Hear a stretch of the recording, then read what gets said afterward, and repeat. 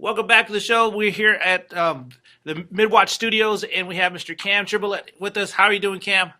Doing good, Dave. How are you? Oh man, we're excited. We had you on the radio show. We had a lot of people listening and tuning in, and I just know when we have a good guest. People are chiming in, giving like Facebooks and Twitter, and a lot of them were encouraged by your story. So we're going to carry that on to the television set today, and just let people know just briefly about your life and about what happened to you that started to change things. But still, even when things were changing, God was still changing things in you till you came to Him.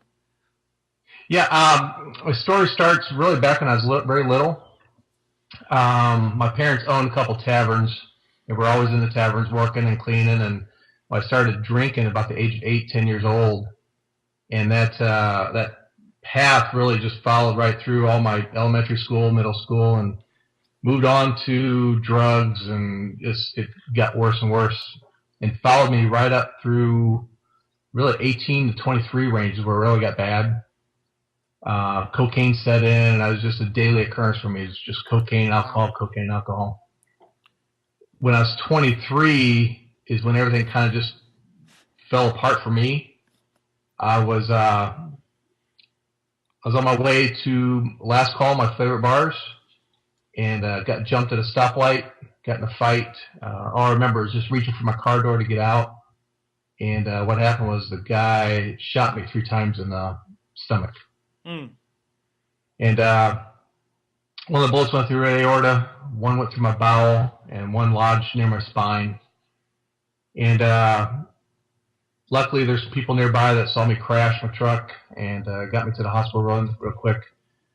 But the infections, what happened was the infections ate through the graft of my aorta. They put a new one in, it goes from my neck down. And time and the infections just set in, and gangrene took off both legs above the knees. And in that time period, the kidney shut down, the liver shut down. I had a pacemaker. It's just on and on. And family and doctors told me that they brought me back no less than 13 times. Wow.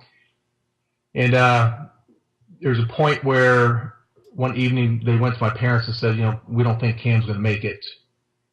And I remember hearing people, even at home, I remember hearing people talking to me and, crying. And that night, through all that, the kidneys kicked in. And slowly, after that, once the kidneys kicked in, I was able to release the poisons from the body, and it just slowly started getting better. But my mom and dad, I forgot to mention this earlier, they had even went and picked out the casket. Ooh. They had funeral arrangements made, and they had even picked out 6 of my friends and family members as pallbearers. So that was already done, ready to go. So I was that close to him. Man, and you told us on the radio that your family wasn't a religious family. There, Christ wasn't mentioned in the house, and you weren't, people in your immediate family weren't saved and stuff. But God had a plan for you, and I love this, that God could touch anyone. Yes, sir. Yeah, there's no talk of God in our house. We did not go to church every Sunday. My parents worked, they owned taverns. That's what they did. So they were always busy with that. And us kids, we raised ourselves. We didn't raise ourselves to know Christ. It wasn't until years later when I found Christ. Mm. And it wasn't really until I was 40 years old where it finally clicked to me, because I went to a church. It's kind of a long story, but went to a church in Kansas while on a hunting trip, and walked in that little church. And I'm sure people out there understand this. You walk in, and you just instantly feel that warmth grab you and hold you. That's what I got. Mm. And I've never felt that before. Never felt that before. And I've resented that for most of my life, and pushed Christ away and didn't want to hear about it. Even though my wife was a church-going person, I still did not want that in my life. Wow. This is 17 years after you rehabilitated, you got back into life, you started getting real active, doing a lot of things for those with disabilities. For those that don't know, you had to have your legs amputated. And yes. And so that way, we're talking about Cam's book, and it's the Dead 13 Times. there was a long journey in those 17 years. God was not only restoring your health, but He was getting your spirit ready for some amazing things to come. Yeah, it's interesting to see the path that, so it's so easy to look back now and see that, but when you're walking down that path, you don't know that you're on it. Mm. But God was putting things in front of me. He was placing people in front of me. He was putting friends in front of me. Everybody that was trying to point me and lead me to Christ, and I just didn't realize it. Mm. It wasn't until that day in Kansas that it finally clicked for me and I felt it. But even the people that brought me to Christ in Kansas were placed before me in a little spot in New Mexico, for God's sakes. You think you'd never meet a guy from Kansas in a desert in New Mexico. Met another friend of mine on a mountain in Utah that helped me find Christ. It's amazing how God places people in front of you and you don't even realize it. He can reach you anywhere. Utah, New Mexico, in Kansas, out you said 3,000 acres from the radio show, 3,000 acres, you're out hunting, and God still knows where to find you 3,000 acres while you're hunting. Well, my wife and I joke about this a little bit, that we find it interesting that God was finding me in this little church in Kansas. At the same time, God was finding my wife here in Fort Wayne and pushing her to a church just down the street from us. Mm. Now she's always been a church-going person, but she's starting to question her faith. Yeah. She wasn't being taught what she thought she needed, but until she went to that church. So here's me in Kansas, and here's my wife in Fort Wayne, and we're both being touched at the same time. I just find that amazing. Mm. Amazing. Before we go on, I want you to share about your fiance before the crash, how she just couldn't go on with you, but then God already was orchestrating something. I want you to tell a story. Okay. When I came out of the coma, I was in a coma for about 2-3 weeks. When I came out, my fiance at the time came to my room, and I still had the trach, and just hoses everywhere. And I remember her coming to see me, and when she got to my bedside table, she took the ring off and laid it on the table next to me and says, "I'm sorry, but I don't think I can marry a man with no legs." And turned around and walked out of my life. Mm. And that was that.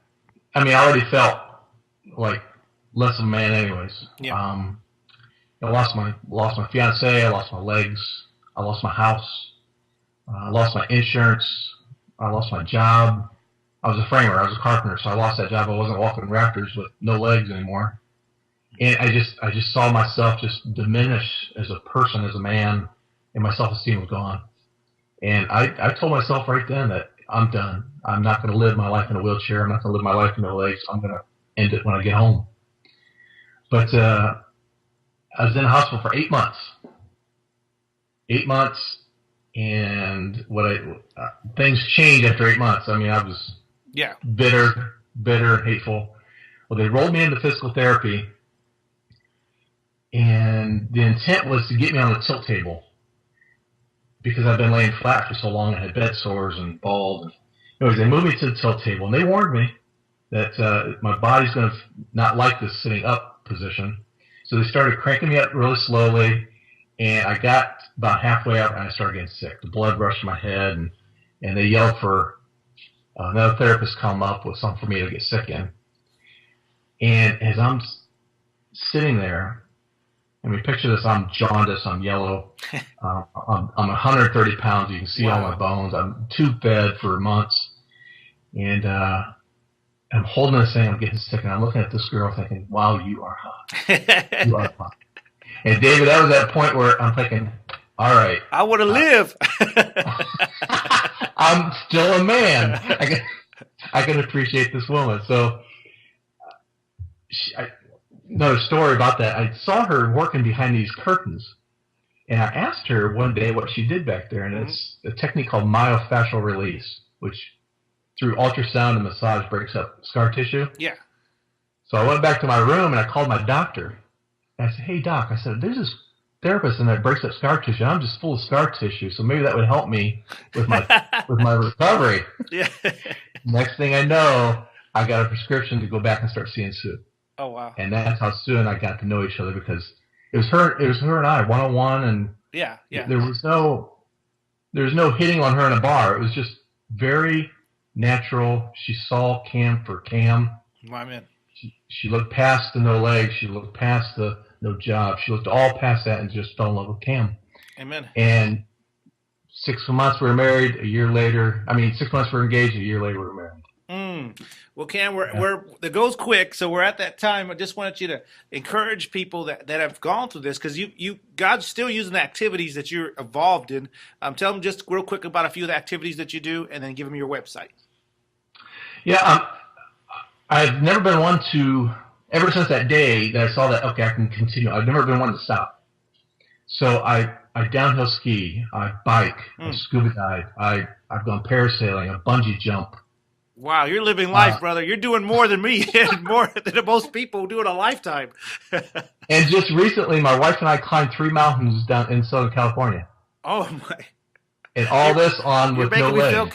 You're making me feel bad, Cam. Well, I think my point, what I want to stress is, if I can do this, if I can go on with life and just love it and just respect it, there's no reason anybody else can't. So I just encourage everybody else to just live life to the full and grab God, bring Him into your heart, bring Him into your family, and you'll see that your life gets better and better and better. Amen. And to get all the rest of the story of Cam's life, get his book, Dead 13 Times. It's available at Barnes & Noble, Amazon, WhitakerHouse.com. Everywhere books are sold, almost. Most likely, right? Yes, sir. Okay. Yep. All right. And then what's your websites that you'd like to give out? You can grab me on Facebook. The best way to get a hold of me is Facebook. Just search for Cam Tribolet. You'll find me. I think I'm the only one in there. But all the ones Skype, he's not the only one. But check out our website. We do a lot of work with disabled kids and terminally ill kids and disabled vets. It's called thewayoutfitters.com, and we do outdoor adventures for disabled kids, and that's our volunteer work. Amen. Thanks, Cam, for being on the show. All right. Thank you, David. Appreciate it. We'll be right back.